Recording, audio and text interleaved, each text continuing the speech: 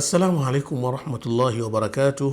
Alhamdulillahi rabbil alamin, wassalatu wassalamu ala ashrafil anbiyai wal mursalin wa alihi wa sahbihi ajma'in. Naam, ndugu zangu watazamaji wa kipindi hiki bora, leo tunakuja tena na kadhia.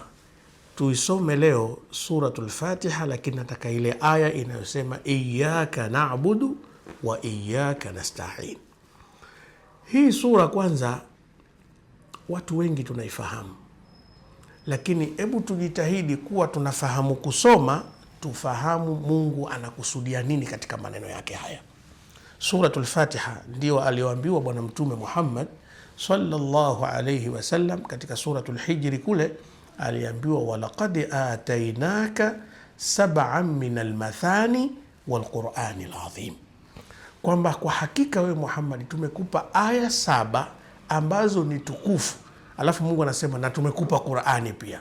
Je, suratul Fatiha sio Qur'ani? Hapana, imepewa daraja, imepewa utukufu, kwamba suratul Fatiha ina utukufu wa aina ya pekee. Ndio maana Mungu hapa katenganisha katika aya hii ya kueleza kwamba tumekupa aya 7 tukufu, alafu tumekupa na Qur'ani. Lakini suratul Fatiha nayo ni Qur'ani.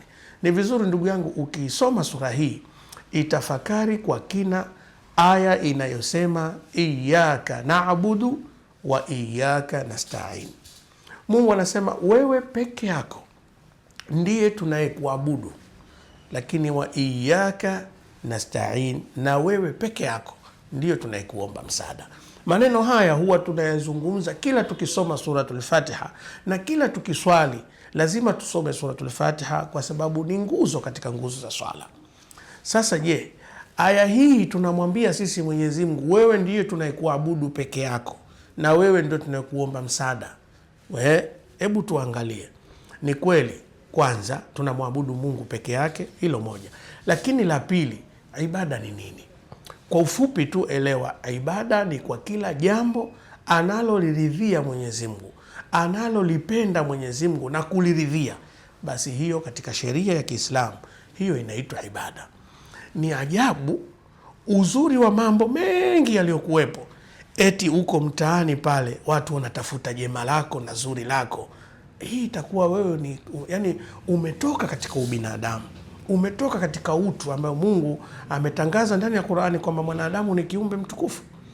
Kwa nini basi unaishije au tunaishije katika jamii, mitaa yetu, wilaya zetu, mikoa yetu, nchi kwa ujumla? Tunaishije basi ikiwa jamii inakuona wewe, kila wakikutazama hawaoni zuri kwako? Maana yake wewe, maneno ya kuwa ile iyyaka na'budu, wewe peke yako ndio tunakuabudu, mazuri yote yale ambayo wanasheria wanatuambia ni ibada, umekosa hata moja? Hapana, tuna haja ya kubadilika.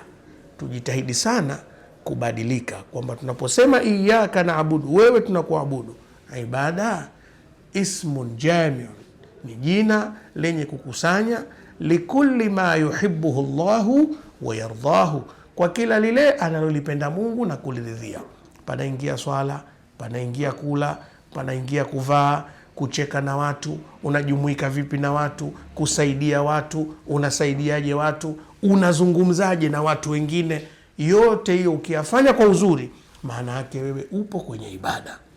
Na hii kipengele cha pili anasema wa iyyaka nasta'in, na wewe peke yako ndiye tunakuomba msaada. Kwa leo mimi napenda hii iyyaka na'budu ndio iwe somo letu, hii wa iyyaka nasta'in liwe somo jingine. Wakati mwingine insha Allah tutaonana katika kuelezea wa iyyaka nasta'in nini maana yake. Wassalamu alaikum wa rahmatullahi wa barakatuh.